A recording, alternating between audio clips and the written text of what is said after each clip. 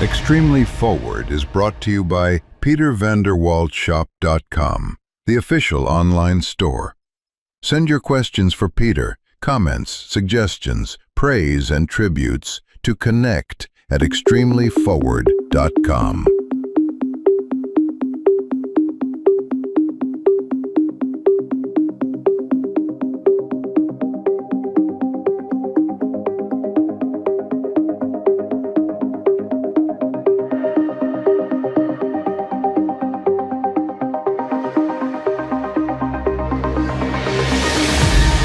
Extremely Forward is brought to you by PeterVanderWaltShop.com, the official online store.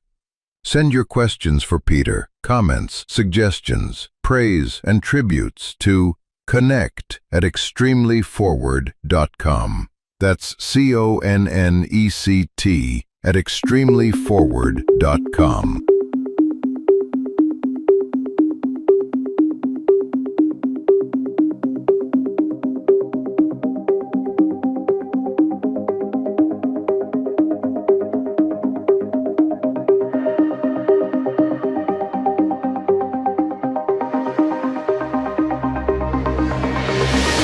Extremely Forward is brought to you by PeterVanderWaltShop.com, the official online store. Send your questions for Peter, comments, suggestions, praise, and tributes to connect@extremelyforward.com.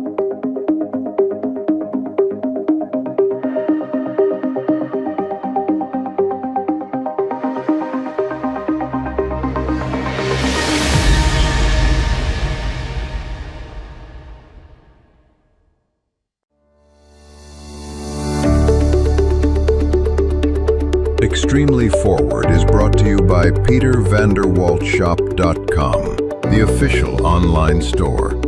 Send your questions for Peter, comments, suggestions, praise, and tributes to connect@extremelyforward.com. That's CONNECT@extremelyforward.com. Just as long as you love me, just as long as you love me, I can face the rain, I can take the cold. Just as long as you love me, just as long as you love me, that's the whole thing, that's my only goal. Oh yeah, man, that is an amazing way to enter episode 205 of the Extremely Forward podcast, where we don't pull our punches, say it like it is, and yet have a love and an appreciation of humanity and the world and all the cool things in it. It's a show about nothing and about everything. We're going to be talking today about a little bit of VOD. For those of you who don't know what VOD is, by the time we're done, we're going to know all about VOD. And we're also going to be listening to some music. We've got some country music today, and we have some beautiful R&B music today. We're going to be doing the whole show naked. We originally said we're going to have Sandy on the show today, but because we're doing the whole show naked, you can't see it, but you can imagine, just think of a big walrus that's been beached. It's hairy, it's gross, and it's very blubbery. And basically that is what I look like when I do the show naked. So just picture that, or don't. Next week I'll have my clothes on again, and maybe then we can get some guests and have some other people with us in studio. So Sandy couldn't make it today. She's off, of course, taking care of babies. Once they breed, you never see them anymore. It's all about their offspring. That's fine. It's understandable. She's doing a great job, and we need all the good mommies and all the good daddies that we can get. So couldn't make it today. I'm flying solo, other than trusty Brian, who's here to ask the questions. But other than that, we're going to be talking about VOD, as we said. We're going to be talking about some cool adventures to be had around the National Trust here in the southwest of England. Got a little bit of a book review instead of a show review today. And news. I'm boycotting the news this week. We're not going to do a news section because I'm sick of the news. I think when you cover the news, you're just encouraging them. And I think they get more badly behaved the more attention you give them. So maybe if we don't give them too much attention, they don't do anything. We're also going to be talking about financial indicators, because I know that's what one of the questions was. And then, what else is there? Not too much today, I'm afraid. Just a little bit of music.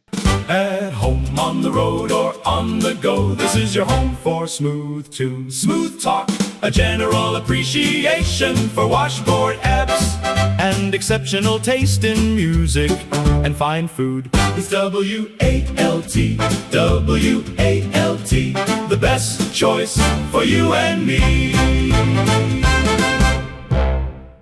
And then, let's get on the show. Let's talk about VOD. And this came up the other day. You know, originally the way that movies were sold, it was called windows. You had these windows, and these were periods of time in which you would sell a movie. So once you've made your movie and it got time to now earn money from your movie, what would happen is you would first have a theatrical window. So that would be the time period where your film would go into the cinemas and it would get its release over there. Now, very often, films there didn't do very well financially, even if they were very popular. But it was really a way of advertising the film and getting it well known, and it would lift the performance of the film in all the other windows that followed. But basically, you would start off with a theatrical window, which is when the movie goes into the cinemas.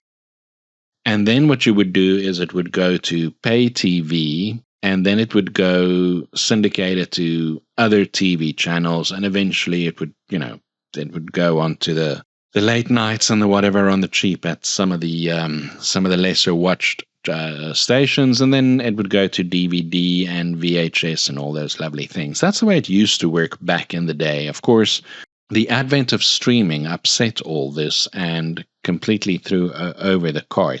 And now everything has changed, and the window structure doesn't exist anymore. You often have films now that go straight to streaming, go straight to television, or it's produced by Netflix in the first place, and it becomes a premiere on home viewing. People's viewing habits have changed as well, which is kind of why films are no longer necessarily displayed in the cinema.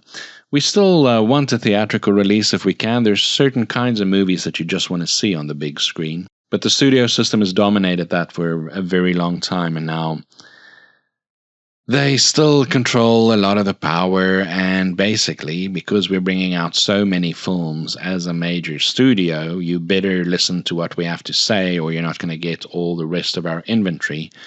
So the smaller players always have to beg, borrow, steal, and scrounge to get seen on the theatrical circuit. That's the way things were done traditionally. Nowadays, of course, they tell you that the window system is no longer there, and there's a whole new slew of words out there that ultimately boils down to what they call VOD. VOD, that's video on demand. Now, there's all kinds of different kinds of VOD. There is TVOD, that is transactional video on demand. This is where you pay to play. This is where you pay to watch a movie. You basically rent it online somewhere, either on your connected television or on your computer or your phone, but you pay your monies and then you watch your movie. That is transactional video on demand. Could be on YouTube, could be on Vimeo or one of the other platforms, could be through Amazon or Sky or whatever it is that your service provider is.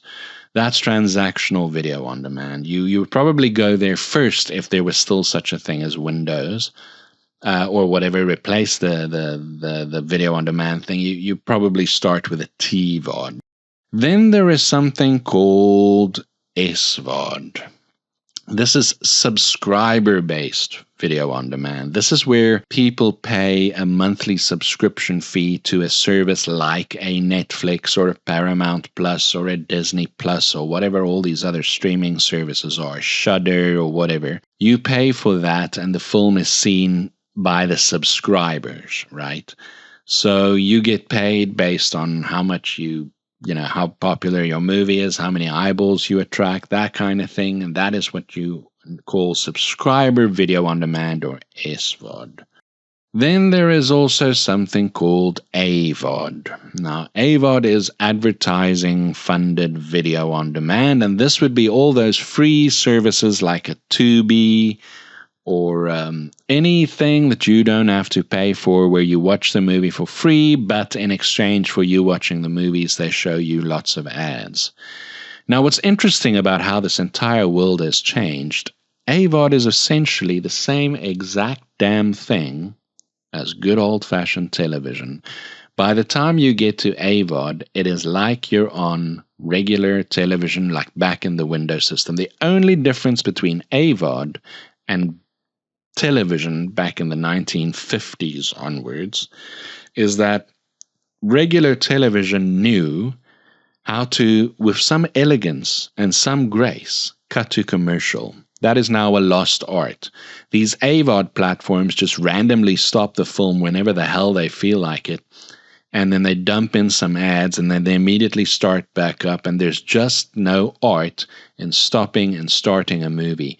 Movies began actually being written as 5-act structure stories to provide for spaces for commercial breaks.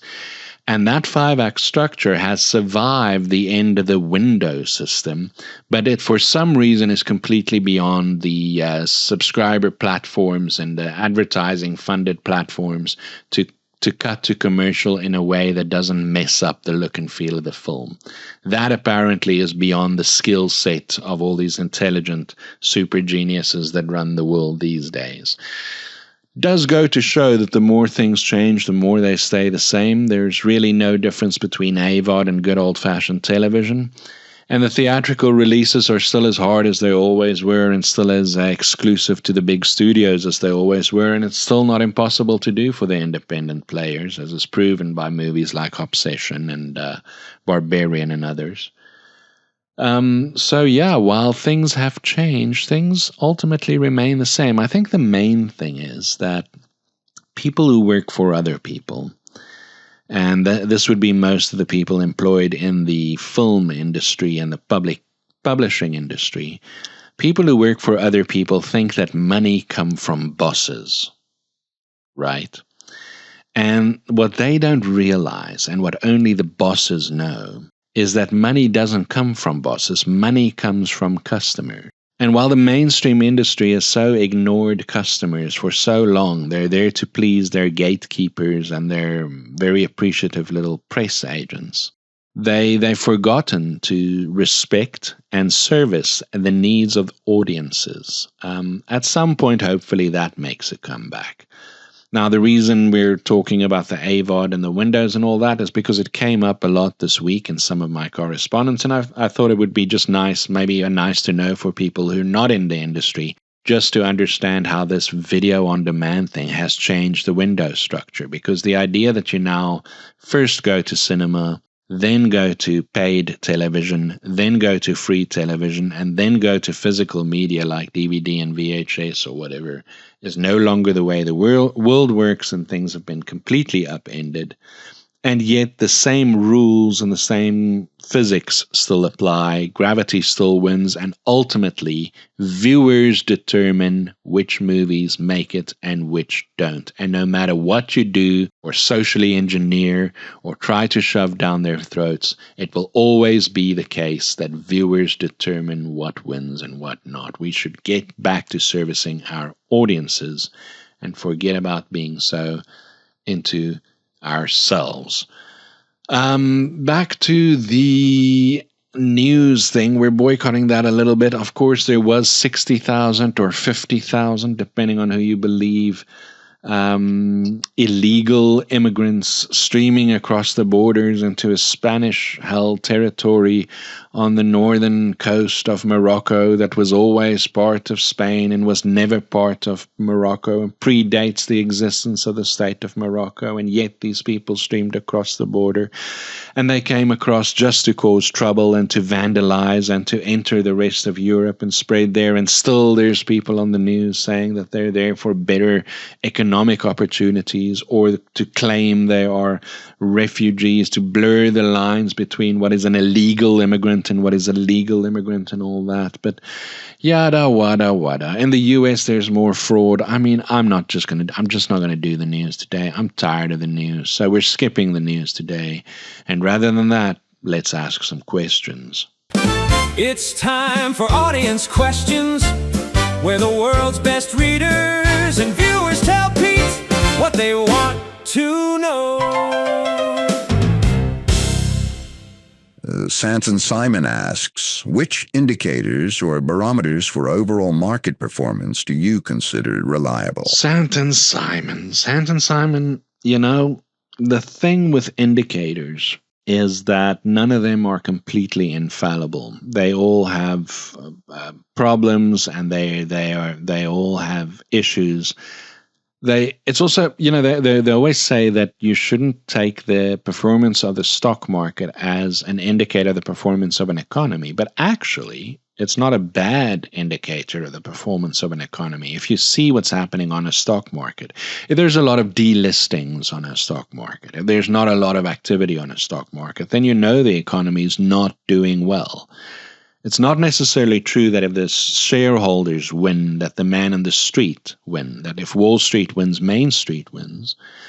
But there is something like when the stock market's doing well, the economy tends to be growing and a lot of money is going around. And if the stock market doesn't do well, then the obverse is true. So while it's not indicators, the S&P 500, good old S&P, is an indication of how the 500 biggest companies in the US are doing. Now, we have the same thing here in the UK with the FTSE 100 and the FTSE 250. The difference is the FTSE 100 isn't really a good indication of what's happening across the UK, because so many of that top 100 companies are international corporations that are headquartered in the UK for the purposes of international law and ease of exchange and all those things, rather than necessarily being British companies, so to speak. So it's actually the FTSE 250 that gives you a bigger idea of what's happening on the UK economy. As a stock market being an indicator of an economy, the FTSE 250 is better at that than the FTSE 100. But I like those big indexes as indicators of overall things, and then measuring my own portfolios against the performance of those.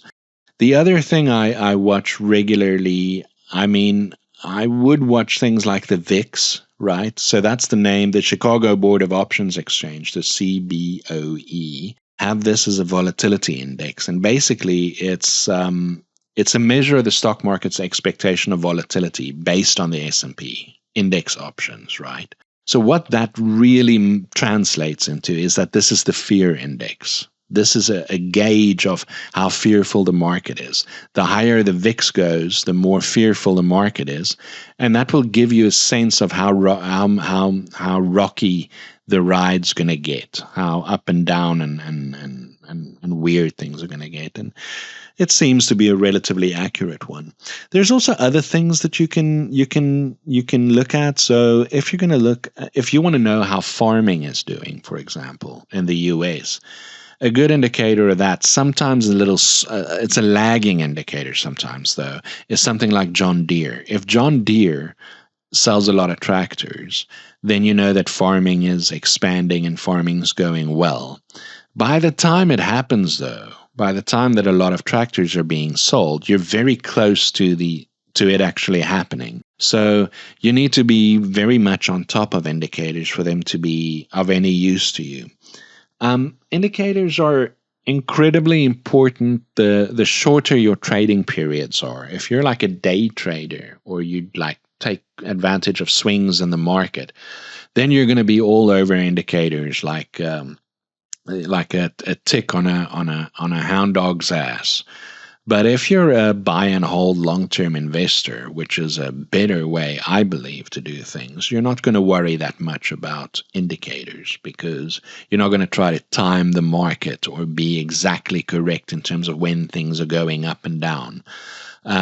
Sure, things go up and down long-term and short-term, and you can put some rules in place. If things appreciate over 20%, I want to sell a bit of the portfolio, take a little bit of money off the table. Or if things go up by that much, I should worry. If things go down by that much, I should worry. Whatever, you can do things like that. But overall, you buy and you hold.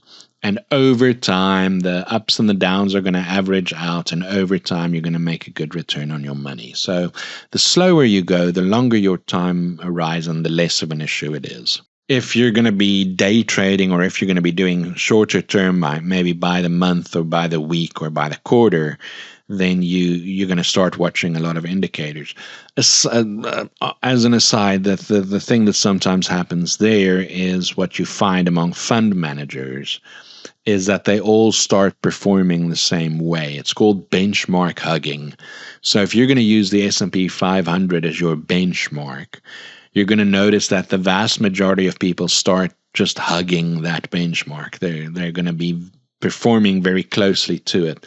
And this is because they don't really have an original thought. They don't really go and do something different. And it's much better for people in the formal industry to be wrong alongside everyone else than it is to be right on their own.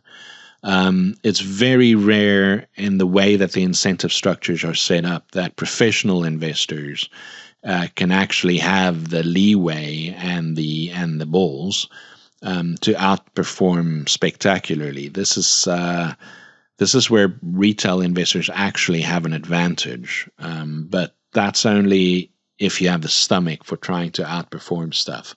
Me, I like things slow and easy.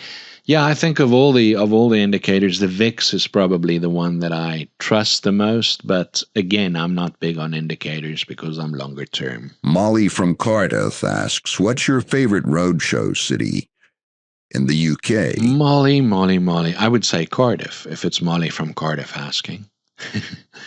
Now, you know what? It's not really the kind of thing I can answer, because I just love everywhere. And it's really true. I have found the warmest, nicest people in every single city I've ever been to. It's amazing to me. Every city has a very distinctive character. They can be 20 miles apart or 10 miles apart. But just here in this area where I'm in the Southwest, it's completely, audiences are completely different, and the city is completely different, and the vibe is completely different if you're in Exeter or Plymouth, if you're in Newquay or Torquay, if you're in Penzance or you're in Bristol, if you're in Cardiff or you're in Swansea. Not to mention going elsewhere in the country to places like Manchester and Liverpool. Manchester is, of course, a lovely place. It's New York, but cleaner. Cardiff is lovely. I'm a big fan of Wales. Newport as well, lovely part of the world. Love Bristol. I love the South East as well. I mean, there's just no, I can't tell you that they are necessarily bad cities. I found people wonderful no matter where we've gone.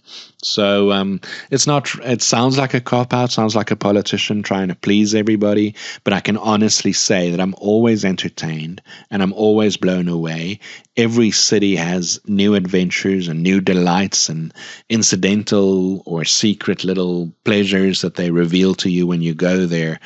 I'm seldom disappointed. I always find something that's amazing, and I find the warmest and most interesting people everywhere I go. So I can't say I have a favorite city, unfortunately. Of course, Manchester is really nice because it has that New York vibe. It's like, it's very hip and happening and young, and there's a lot of activity. But then Exeter is gorgeous, as well. Birmingham is fantastic. We're going to be going to Bath pretty soon. So there's all kinds of interesting places. There's all kinds of interesting people. I honestly cannot tell you this one or that one's my favorite. So sorry about that. I know it sounds, like I'm trying to schmooze, but it's the honest truth.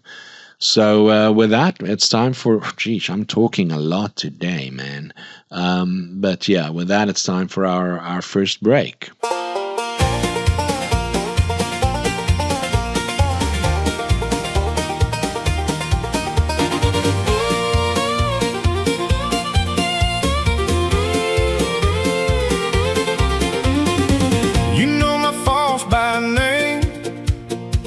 Still you stay in frame. Milk rings on the counter, your shoes by the door. You see my worst days too, still you pull me through. If the walls keep shaking, you hold me more. So tell me straight, don't dress it up. I don't need gold, I don't need much. Just as long as you love me, just as long as you love me.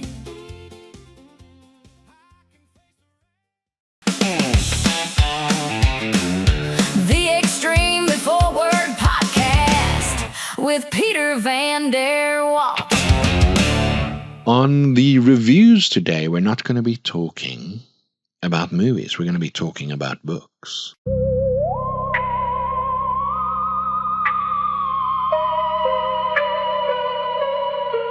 If there's a show we want to know, should we go or was it a no-no? I have been reading a very, very interesting book.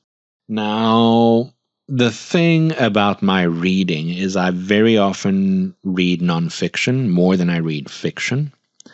And very often the books I read are for the purposes of personal development or business development. So I read a lot of business books, or I would read textbooks on things like event management, or I would read Michael Porter's Competitive Advantage, or I would read retail. Smart Retail was a fantastic book I recently read. Running businesses, growing business, those are the things that I have to read. It's very important for me to develop my my business and the teams involved and all that. So I spend a lot of time with that kind of stuff.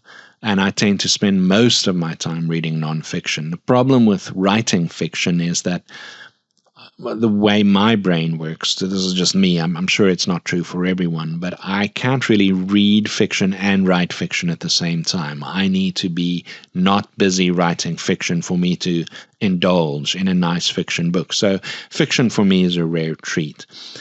And then nonfiction, it tends to be the business stuff. So now I'm reading a book that is not like most of the books I read. It is nonfiction, but it is not about business or growing business or developing the arts or anything like that. It's a military and social history book. It's called The Sword and the Scimitar by a guy called Raymond Ibrahim. It's not a very PC book. It is a book about the 14 centuries of warfare between Islam and the West. It traces from the earliest battles under the second Caliph, Omar, and it covers 8 battles, 4 of which was won by the Islamic side, 4 of which is won by the Western side. It doesn't judge or oversimplify either side. It is really a book about military strategy and military history. It talks about those battles, but it does analyze what those battles say about the cultures that are engaged in it. And it does draw parallels to the modern world, and it is meticulously researched from both Islamic and Western sources. It is a really interesting book. If you're interested in the clash of civilizations, or you're interested in military history, or you're interested in the military, or you're interested in just history, Raymond Ibrahim's Sword and Scimitar is a brilliant history. It's got a foreword by Victor Davis Hanson, so you can kind of from that understand that this is a book that might not necessarily be high on the list of what's recommended by your liberal arts colleges. But at the same time, the scholarship is so sound and so thorough that it's impossible to ignore. Fantastic book. It's by Hatchett, of all people, quite impressively. Very good book. I've been enjoying it just from the sheer things you learn about history that you didn't know. One of the things I've learned, for example, was just how big Christianity was in parts of the world today that we no longer consider part of the Christian world. Like Syria was wholly Christian, as was Egypt. And it's amazing how you kind of grow up in a specific culture, in a specific time period, and you look at your world and you always assume that your world is the world. The past is gone, and the foreign places are foreign and exotic places, and you know nothing about them. Your people are the normal people. Your time is the natural time. Your understanding of the world, your time period, where you sit in history and in the world, is normal and natural, and everything else is slightly weird. And then you grow older and you kind of realize that you're as weird as everyone else, and your understanding is as flawed as everyone else. And you're seeing it from one end, and there's more ends to see it from. So, yeah, it's quite a challenging book if you're one of these live and let live, and everybody loves everybody, and let's just tolerate everything, and let's just all be one big happy family, and everyone's just peaceful, and no one's nasty. If you're one of those people, this is not going to be a fun book, but it probably will be a very useful book to help shock you out of your sense of moral purity. If you're interested in history, it's certainly going to be an interesting book. So yeah, I can't recommend it highly enough. Raymond Ibrahim, my first book that I'm reading from this gentleman, and I'm really enjoying it. What I love most about it is that it has nothing to do with my work. It's almost like it's fiction. It's completely indulgent. It's just for the fun of it, and I don't have to worry about anything. Progress report. I need to give you a progress report on where we are. It's been screenplay week. Everything is just screenplays and live shows at the moment. That's what we're writing. Still putting the tweaks on the intervention, but we're going to have that ready. We're hoping to make both Kate and Intervention this year, as in produce the films. As soon as those are done, we're going to be able to get back to the live roadshow Mind's Eye Theatre and launch that into the world. But we're going to see what we can do. At the moment, there's so many contingent things that I can't make promises about when we're finally going to get to it. We're still waiting for Stock for Majesty. Still incredibly blessed that it was sold out. Waiting for the new stock. We've got Mind's Eye Theatre in stock, the book collection.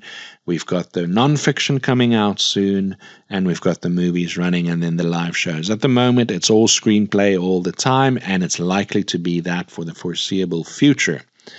And now it's time for another break with a nice, beautiful, gentle little song.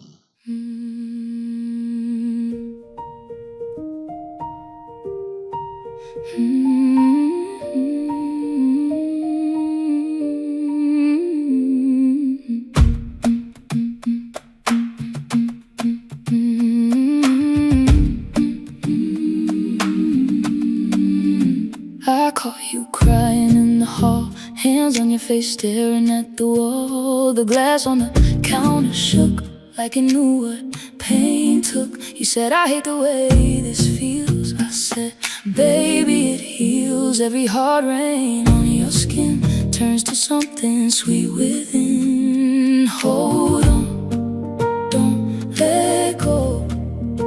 What hurts today can still grow. Tears are just water for smiles, water for smiles. You won't stay broken for miles. Ooh, water for smiles. So let it fall, so let it shine. Tears are just water for smiles, and your face will learn to light up in time.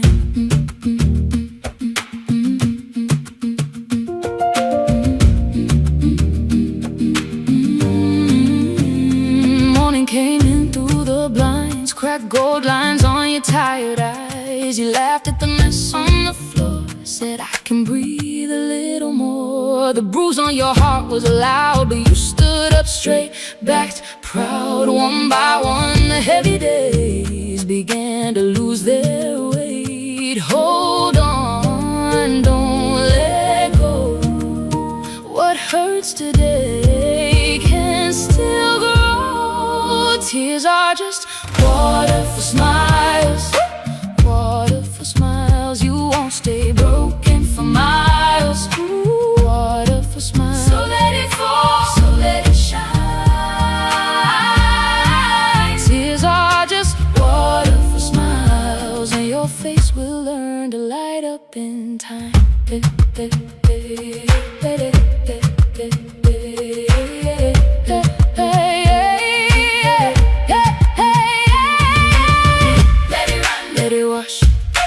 Every old fear, every loss. If you need a break right here, then watch that ache disappear. Tears are just water for smiles, water for smiles. You won't stay broken for miles. Water for smiles. So let it fall, so let it shine. Tears are just water for smiles, and your face will learn to light up in time.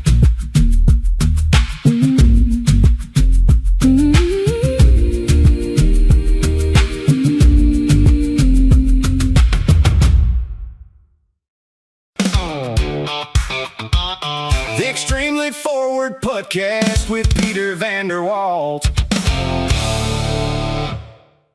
Events-wise, we went to Saltram House this weekend. It's one of those National Trust houses. It's right here in Plymouth. It was always spectacular. It's one of the best things about England. In fact, maybe even the wider UK, is that you can go to these country estates.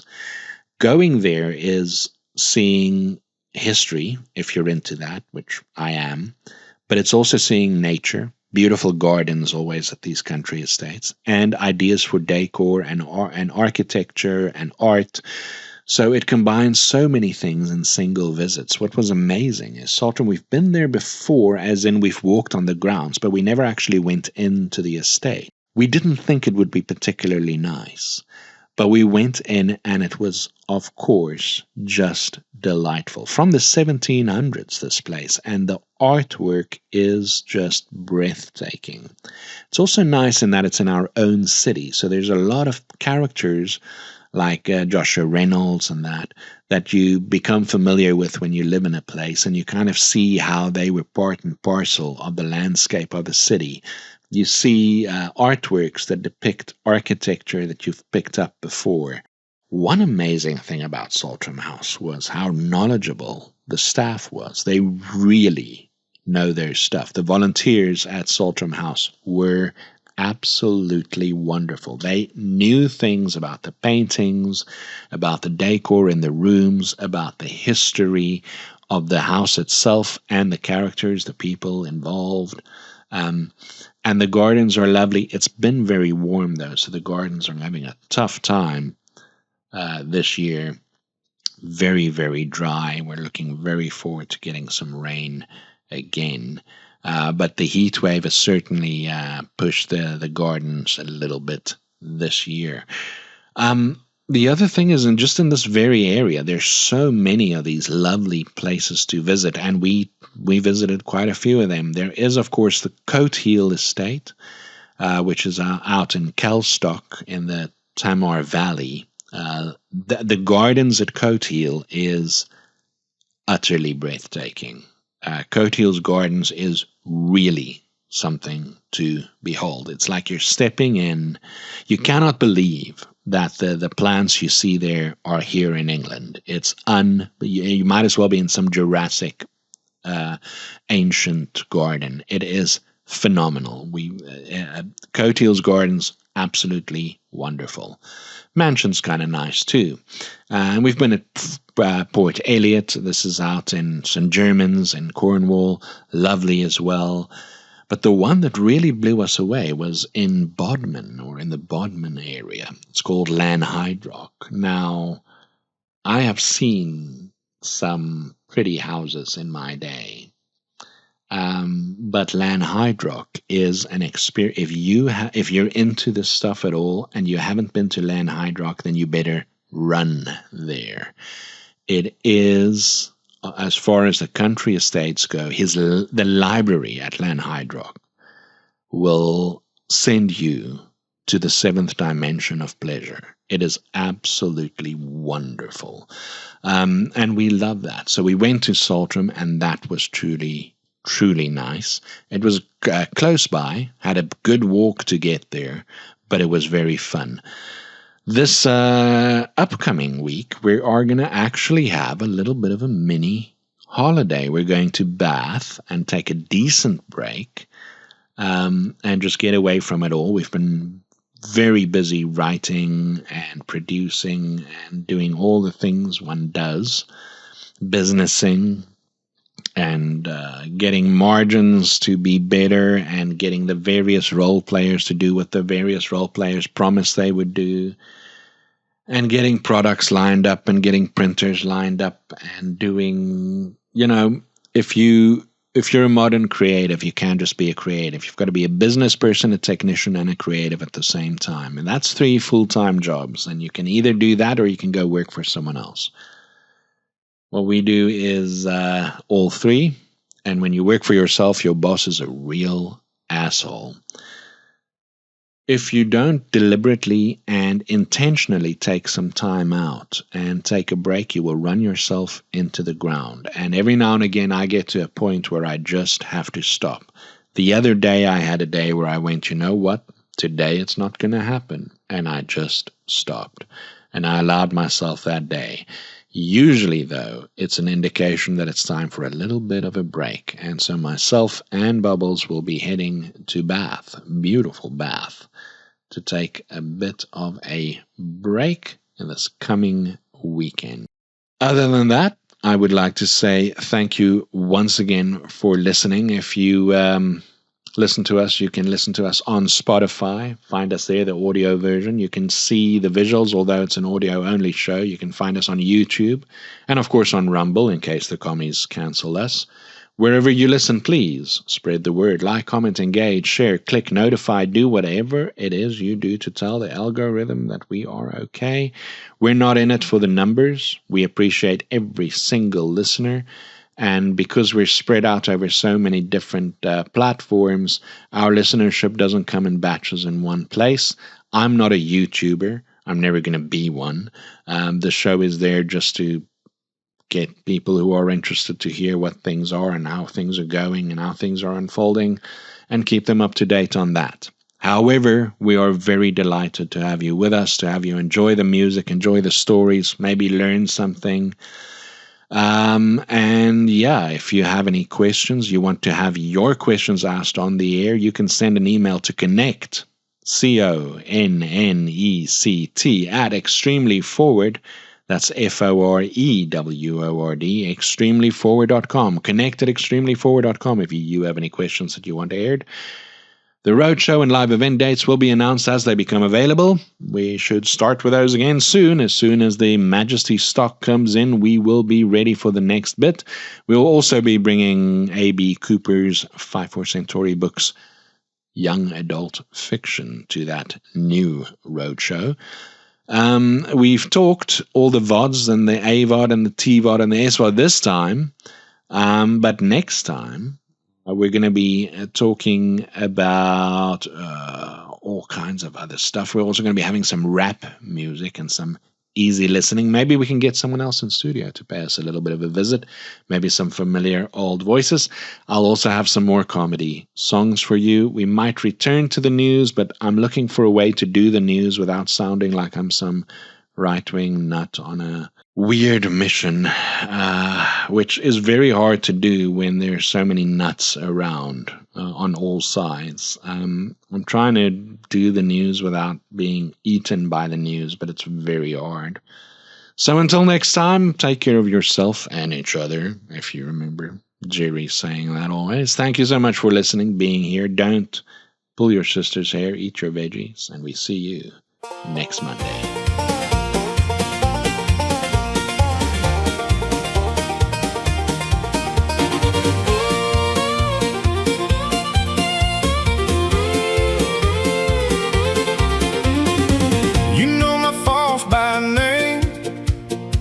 Still you stay in frame. Milk rings on the counter, your shoes by the door. You see my worst days too, still you pull me through. If the walls keep shaking, you hold me more. So tell me straight, don't dress it up. I don't need gold, I don't